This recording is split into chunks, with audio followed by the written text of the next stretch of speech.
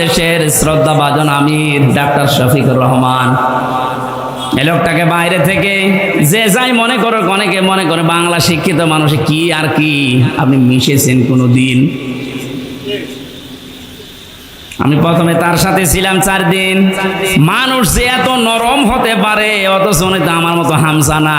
সারা দেশের জামাত ইসলামের মতো এত বড় সংগঠনের আমির, তার যে ব্যবহার, তার কমল যে এত হৃদয়, এত নরম। আমি হাত তুলে বসে আছি, আমার কোনো কান্নার ভাব নেই, অথচ লোকটা হাত তুলতে দেরি হতো, চোখে পানি আসতে দেরি হতো না। মানুষের ব্যবহার এত নরম হতে পারে, মাঝে মাঝে মনে করতাম আল্লাহ, জান্নাতি মানুষ যদি আমার মনে হয় কাউকে দেখতে, এই লোকটার দিকে তাকালে আমার মনে হয় এটা জান্নাতি মানুষ। আমি কোরআনের হাফেজ, আমি তাহাজ্জুদের 12 রাকাতে মাত্র 1.5 ঘন্টা 2 ঘন্টায় আমার শেষ হয়ে যেত, অথচ একটা জেনারেল শিক্ষিত একটা ডাক্তার সারা দিন উনি কোর্ট কাছারি করে এসে হাজিরা দিতে হতো। সেই কেন্দ্রীয় কারাগার থেকে, কাশিমপুর থেকে আসতো সদরঘাটে। সারা দিন এই গাড়ি ওর ভেতরে থাকলে এমনি মানুষ সিদ্ধ হয়ে যায়। সিট হচ্ছে টিনের সিট, আর যেভাবে ধাক্কা লাগে 4-5 ঘন্টা যাওয়া আসা করতে প্রায় 6-7 ঘন্টার সময় চলে যায়। শরীর তো ক্লান্ত হয়ে বসলেই ঘুম লেগে যাওয়ার কথা। আমার মতো যুবক মানুষ কোর্টে হাজিরা দিতে গেলেই পড়ে যেতাম। আর এই রকম ধরনের 70 বছর, প্রায় ওনার বয়স 65 থেকে 70 বছর, এ মুরব্বী মানুষটা এত কষ্ট স্বীকার করে এসে, তাও আমার তো 2টা মামলা, আর ওনার মামলা কত উনি নিজেও জানে না। এতগুলো মামলা মাথার উপরে নিয়ে হাজিরা দিয়ে, ওনার ছেলে বউ অসুস্থ হয়ে হাসপাতালে, ওনার নিজের দলের লোকগুলো সব পালিয়ে বেড়াচ্ছে, কেউ জেলখানায় ভর্তি হয়ে আছে। এরকম কঠিন পরিস্থিতিতে কোনো আলোর সন্ধান নেই। সপ্তাহে 4-5 দিন করে এত দূর থেকে হাজিরা দিয়ে এসে রাতের বেলা 8টা 9টা 10টার সময় যখন ঢুকতো, বললাম তার খাবার খাবেন না? খাবার ভাত খাইতো না, তরকারি ওই সবজি, তাও জেলখানার যে সবজি। খাবার পরে কিছুক্ষণ জিকির করা, দরুদ শরীফ পড়ে 2-1 ঘন্টা ঘুমানোর পরে তাহাজ্জুদের নামাজে দাঁড়িয়ে যতটুকু মুখস্থ আছে পড়তো। আর এই যে সেজদা, আমার 12 রাকাত নামাজ শেষ হয়ে যাচ্ছে, ওনার এক সেজদায় 1.5 ঘন্টা 2 ঘন্টা কেটে যাচ্ছে। মানুষের ভেতরে ইখলাস না আসলে, তার ভেতরে ভালোবাসা মানুষের এমনি জন্ম নেয়।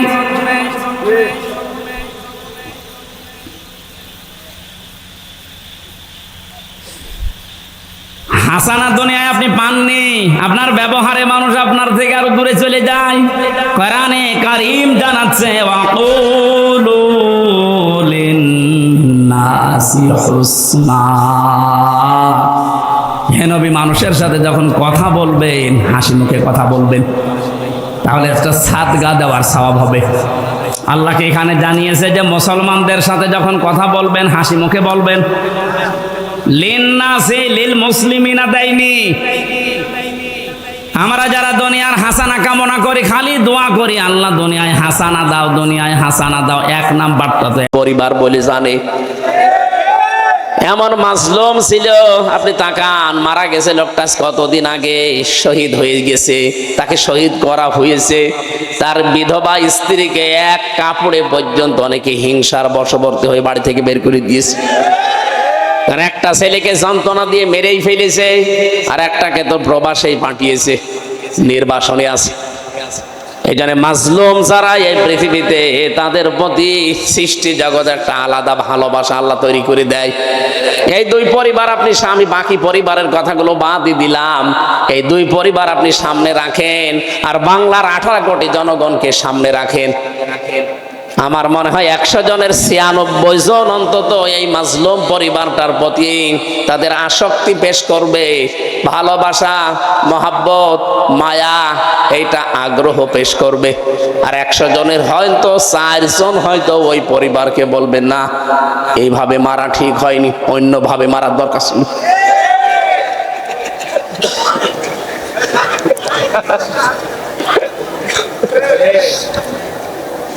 মেজর ডালিম আপনি দেখেননি কয়েকদিন আগে বলছে দুইজনকে আমরা বাঁচিয়ে রেখেছিলাম, এমনি বাঁচিয়ে রাখেনি, জনগণ যেন টের পায় যে কেন তাদেরকে মেরেছিলাম।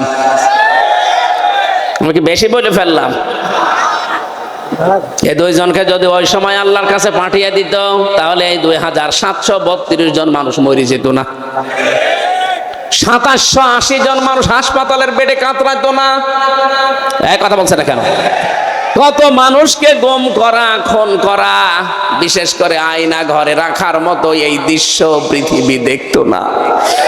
আমি নিজেও 10 দিন ছিলাম আয়না ঘরে, মিনি ছোটটাই, বড়টাই আমাকে নিয়ে যায়নি। আমি ছোটটাই টের পেয়েছি যে কি আযাব দেয়। ছোটটাই যদি অবস্থা হয় তো বড়টাই কি হয় আপনি নিজেই বলেন। আপনি যে বলেন যে কি হয়েছে যে আপার পালিয়ে যাওয়া লাগলো, আরে ভাই আপনার উপর তো হয়নি, যদি 100 ভাগের 1 ভাগও হয়তো আপনার উপরে, আপনি টের পেতেন। আপনি তো ছিলেন শুধু মাল কামানোর ধান্দায়, আগে কি সুন্দর মাল কামাইতাম। আমি এখান থেকে 27টা বিষয় পেয়েছি তাফসিরে। কোন মাসলুম যদি সত্যি কোন মানুষ যদি মাসলুম হয়ে যায়, রব্বুল আলামিন এই তথ্যটা সূরা মারিয়াম 16 নম্বর পারা 11 নম্বর পৃষ্ঠার 1ম নম্বর লাইনে 96 নম্বর আয়াতে পাবেন। ইন্নাল্লাযীনা আমানু ওয়া আমিলুস সালিহাতি সায়াজআলু লাহুমুর রাহমানু উদ্দা। বলেন আল্লাহু আকবার। যেহেতু আমার তাফসিরের বিষয় না, আমি যেখানে পড়েছিলাম ওখান থেকে আবার আরম্ভ করছি। আজকে এই 15টা জিনিস কিন্তু নিয়ে যাওয়া লাগবে। 6টা জিনিসের উপরে আল্লাহ বলেন তামাম দুনিয়ার মানুষের আমি আসক্তি তৈরি করে দিয়েছি, ভালোবাসা, মহাব্বত, আকর্ষণ, সুশোভন। এখান থেকে যদি মানুষ কন্ট্রোল করতে পারে এই 6টা বিষয়কে, আপনি এই 6টা বিষয় ছাড়া চলতে পারবেন না। কিন্তু এই 6টা বিষয় পরিমিত ব্যবহার করা লাগবে, তাহলে 3টা পুরস্কার আল্লাহ নিজে দান করবেন। আর আল্লাহ যাদের ওই 3টা পুরস্কার দেবে তাদের এই দুনিয়াতে মরণের আগে 6টা গুণ অর্জন করা লাগবে। কোরআন থেকে জেনে আজকে আমল করা আরম্ভ করবো ইনশাআল্লাহ। 1 নম্বরে মানুষের আকর্ষণ, ভালোবাসা, সুশোভন, আসক্তি। আল্লাহ বলেন প্রথমে আমি তৈরি করে দিলাম স্ত্রীর উপরে। কার উপরে? নবীজি এজন্য আয়াতের ব্যাখ্যা করতে গিয়ে বলেন এই এদিকে তাকান। আল্লাহর নবী বলেন আমার কাছে তামাম দুনিয়ায় 3টা জিনিস প্রিয়। 1 নম্বরে আমার নিজের স্ত্রী। কার স্ত্রী? আমার নিজের স্ত্রী। আমাদের কাছেও স্ত্রী ভালো লাগে, তবে নিজেরটা বাদ দিয়ে অন্যেরটা। এরকম মানুষ দেশে নেই?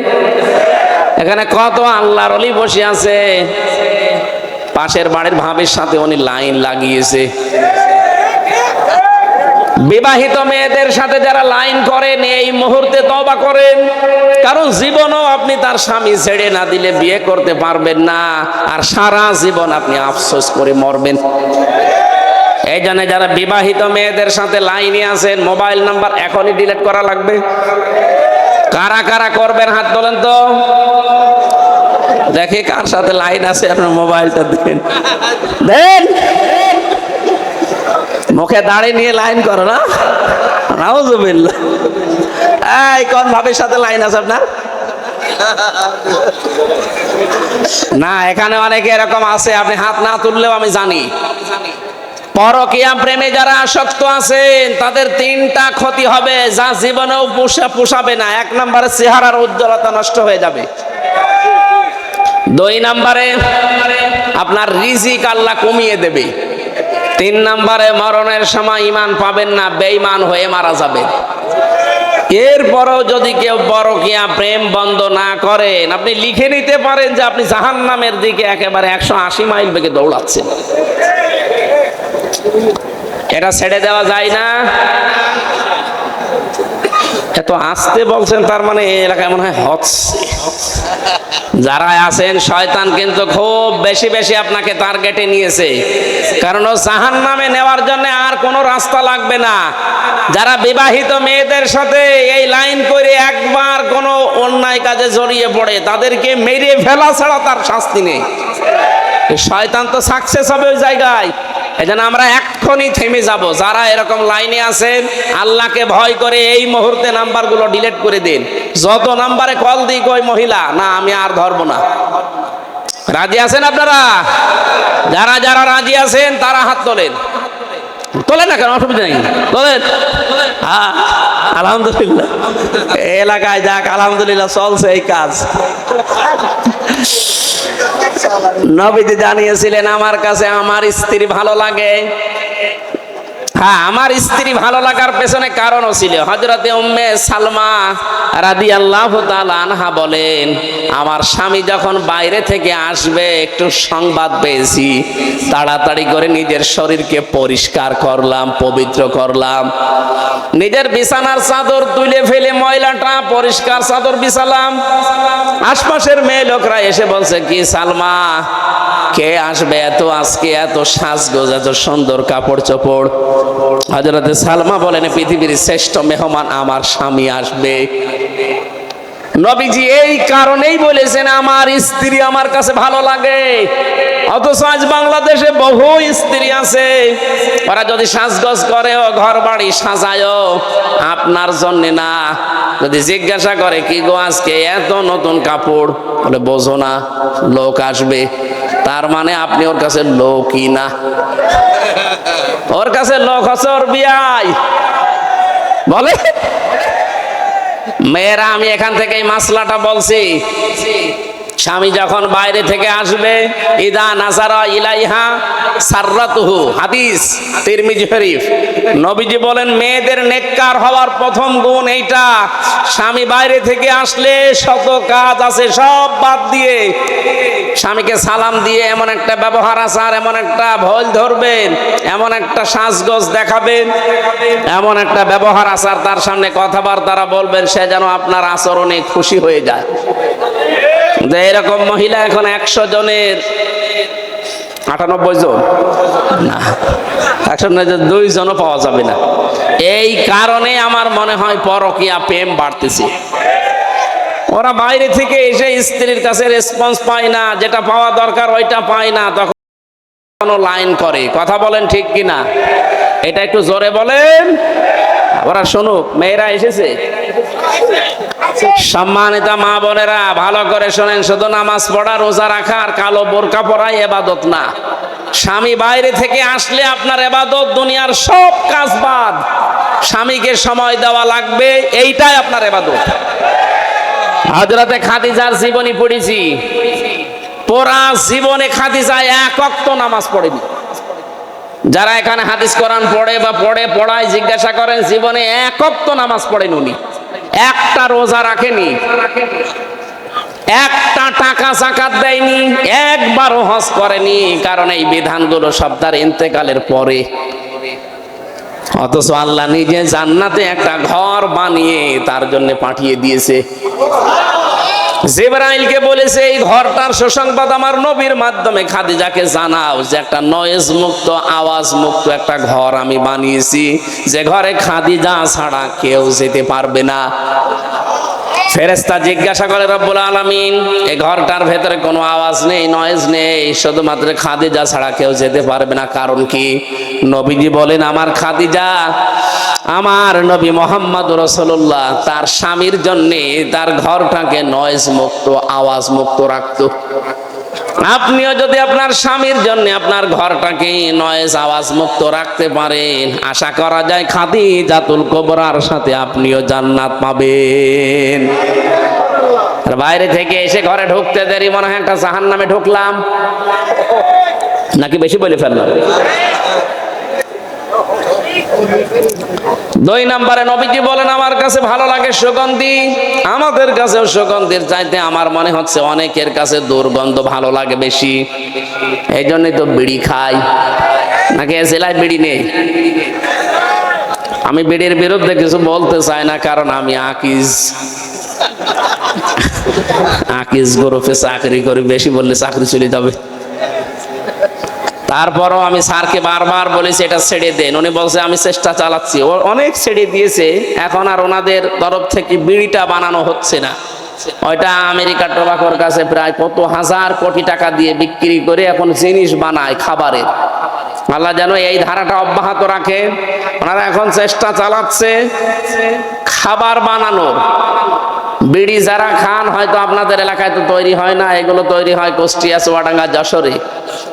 আমরা দেখেছি এই তামাক গুলো যখন রোদে দেয় শোকাতে, কুকুরে বিড়ালে পায়খানা করে, প্রসাব করে, ওটা ঝাড়া দিয়ে দিয়ে প্যাকেট করে পাঠিয়ে দেই। যতই ঝাড়া দেওয়া হয় মশলা কিন্তু লেগেই থাকে। কথা বলছেন না কেন? আপনি যে শোক টান দিচ্ছেন, জিনিস কিন্তু ভালো না। এখানে আমার মনে হয় এটা ছেড়ে দেওয়া ভালো। পৃথিবীর একটাই মাত্র খাবার আছে যার গায়ে লেখা থাকে যে আমাকে খেলে ক্যান্সার হয়, এরকম লেখা নেই। এরপরও যদি কেউ না ছাড়তে পারেন, এটা আপনার ব্যর্থতা। দুর্গন্ধ কোন জিনিস যেন আপনার কাছে না আসে। 3 নম্বরে নবীজি বলেন, আমার সবচাইতে বেশি প্রিয় হচ্ছে নামাজ। কি? বাংলার মুসলমানেরা যেহেতু 96% মুসলমান এই দেশে, এই জন্য আমি নামাজের কথা খুব বেশি বলি না, কারণ যে লোকটা নামাজ পড়ে না ও আর মুসলমান থাকে না। কোন মানুষ যদি নামাজ, ফরজ নামাজ ছেড়ে দেয়, আল্লাহ পাক বলেন আমি নিজে ওর দায়িত্ব ছেড়ে দেই। কোন বাবার দায়িত্বে থাকবেন আপনি? কোন নেতার দায়িত্বে থাকবেন আপনি? আল্লাহ যদি আপনার দায়িত্ব ছেড়ে দেয়, আপনি জানেন আপনার পেছনে 19টা ফেরেশতা কাজ করছে। 24 ঘন্টা আপনি যে চলাফেরা করেন, ঘুমান, 19টা ফেরেশতা আপনার পেছনে লেগে আছে আপনাকে সাহায্য করার জন্য। রব্বুল আলামিন বলেন, একদিন যদি বলি যে ওর দায়িত্ব নেওয়ার দরকার নেই, এ দুনিয়ায় আপনি সঠিকভাবে থাকতেও পারবেন না। সে আল্লাহ বলছেন, নামাজ যখন বান্দা ছেড়ে দেয়, ফরজ নামাজ বিশেষ করে, আমি আল্লাহ নিজে ওর দায়িত্ব ছেড়ে দেই। যতদিন এই দেশে রাষ্ট্রীয়ভাবে নামাজ কায়েম না হয়, আমরা মুসলিম দাবি করলে জীবন চলে গেলেও নামাজ ছাড়বো না। রাজি আছেন আপনারা? ওয়ামর আহলাকা বিসসালাতি ওয়াসতাবির আলাইহা লা নাসআলুকা রিজকা নাহনু নারযুকুকা ওয়াল আকিবাতু লিত্তাকওয়া। সূরা তাহার 132 নম্বর আয়াতে আছে, আল্লাহ বলেন, হে নবী, পরিবারস্থ লোকদেরকে নামাজের আদেশ দেন আর আপনি নিজেও নামাজের পর অটল থাকেন। রিজিক আপনার কাছে আমি চাই না, বরং রিজিক আপনাকে আমি আল্লাহ।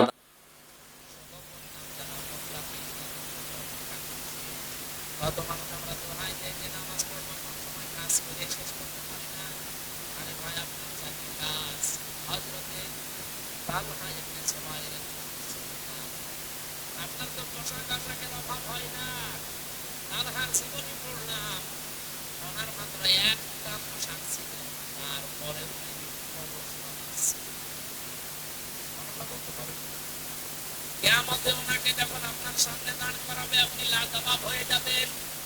যারা বলে আমরা সাংসারিক কারণে নামাজ পড়তে পারি না, আল্লাহ সাংসারিক কাজ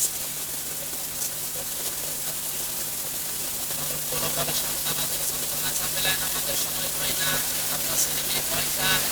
হযরতে ইয়াকুবের সন্তান ছিল 11টা। কয়টা বলেন? আপনি তার চাইতে বেশি সন্তানের মালিক। সুতরাং দুনিয়ার কোনো দোহাই দিয়ে ফরজ নামাজ বাদ দেওয়া যাবে না। আজকে থেকে সিদ্ধান্ত নিয়ে যতদিন রাষ্ট্রীয়ভাবে নামাজ কায়েম হবে, নামাজ না পড়লে তো কোনো যাবে নাই ভালো। যতদিন কায়েম না হয়, নিজে এবং পরিবারস্থ লোক আমার আন্ডারে যারা চলে, মানুষগুলোকে আমরা চেষ্টা চালাবো। আল্লাহ আমি সহ জানাই আসলাম আমাদেরকে 2 নাম্বার পয়েন্টে আমরা জানতেছিলাম সন্তান আছে, এটাও মানুষের আশা। এটার প্রেমে পড়ে মানুষের মাল্লা নাই। আল্লাহর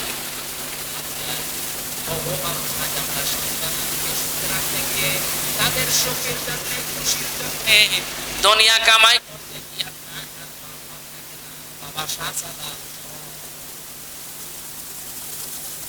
এখানে একটা শিক্ষা আমাদের জন্য আল্লাহ দিয়েছেন। এদিকে তাকান, আপনি যে সন্তানের সুখের জন্য, খুশির জন্য বিশাল সম্পদের পাহাড় করলে হাত দেখলেন না, আপনি কি মনে করেন আপনি মারা গেলে যে পাপের বোঝা হয়েছে ওটা আপনার সন্তান গ্রহণ করবে? এমনকি যে বিশাল সম্পদের পাহাড় তৈরি করে গেলেন, আপনি মাত্র বছর পরে এসে থাকে এই সম্পদ আপনাকে আমি আমি হামজা, আমার বাবার নাম রিয়াজউদ্দিন, তার বাবার নাম জাহান আলী, তার বাবার নাম নওয়াজ আলী। এরপরে আমি আর চিনি না, আমি আর চিনি না, কারণ আমার মনে নেই আর আমি জানিও না। মাত্র 61 বছর আগে নওয়াজ আলী লোকটা মরে গেছে। তার বাবা খুব বেশি হলো না, আরো 50 বছর আগে মরেছে। সব মিলিয়ে 110 বছর। বলেন তো 110 বছর আগে যে লোকটা মারা গেছে, এই নওয়াজ আলীর বাবা যদি এখন কুষ্টিয়ায় এসে বলে কুষ্টিয়ার এই 2 তলা বাড়ি আমার, এই ভিটা আমার, ওর দাঁত মুখ খুলে ফেলবো আমি। ঘন্টানি করা যায় এখন এই সে নওয়াজ আলীর বাবা, নওয়াজ আলী কে ছিল না, হ্যাঁ কথা বলছে। এই আছে দুনিয়া। আল্লাহ বলেন এইটা দুনিয়া, 50 বছর 100 বছর পরে এই কাছে এসে দেখ তোরা ধরতে লাগি না। আমি কি বানিয়ে বললাম এটা? 100 বছর পরে এখানে যারা আমরা আছি কেউ থাকবো না, নতুন মানুষ এই জায়গায় জমা হবে সব। ওই সময় যারা আসবো আমরা 100 বছর পরে ফিরে আসলে তারা আমাকে চিনবে না। আমি যদি বলেন না এই ভিটা আমি বানিয়েছিলাম, এই ব্যবসা বাণিজ্য আমার, আমি ডান হাত বাম হাত দেখে বহু কষ্ট করে কামাই করেছি, আমি আজকে রাতে এখানে থাকবো, আল্লাহর কসম ওই সময় যারা এই গাজীপুরে বাস করবে আপনার ওই বাড়িতে, আপনাকে এই বাড়িতে ঢুকতে দেবে না। বলবেন না আপনার যদি থাকার জায়গা না থাকে, মসজিদে রাত থাকেন, সকালে কেটে পড়েন, জেলায় থাকবেন না, কারণ জেলায় থাকলে আপনার ঝামেলা করবেন। রব্বুল আলামিন এইটা বারবার কোরআনে আমাদেরকে স্মরণ করাচ্ছেন। এটা সূরা মুনাফিক থেকে পাবেন, ইয়া আইয়ুহাল্লাযীনা আমানু হাল আদুল্লুকুম লা তুলহিকুম আমওয়ালুকুম ওয়ালা আওলাদুকুম আন যিকরিল্লাহ। ওহে যারা ঈমানের দাবি করো তাদেরকে খুব ভালোবেসে বলছি, তোমাদের সন্তানাদি, তোমাদের সম্পদাদি এগুলো যেন আল্লাহর আইন থেকে, আল্লাহর জিকির থেকে তোমাদেরকে গাফেল করে না ফেলে।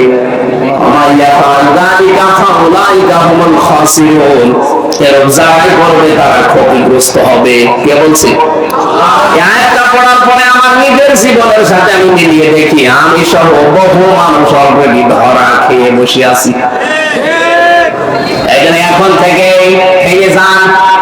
আপনার স্ত্রী, আপনার সন্তান এগুলো সব আকর্ষণীয় করে আল্লাহ পরীক্ষা স্বরূপ পাঠিয়েছে আপনার জন্মে।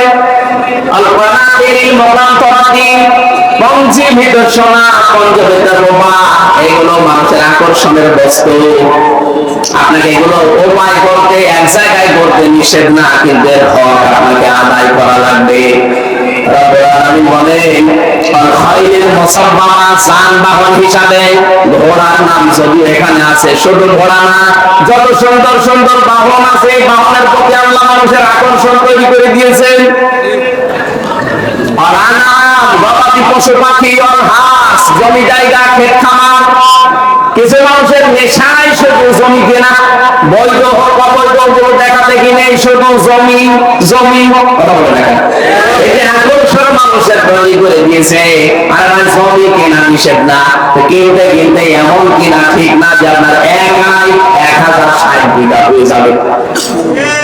এই বাংলাদেশে আমি একজনের পেয়েছি, একাই জমি কিনেছে 5.5 বছর এমপি ছিল, শেষের টার্মে, শেষের দিকে এসে 3 বছর না 2 বছর না 7-8 দিন না কতদিন সময় দিয়েছিল, আর ওইদিকে 5 বছর।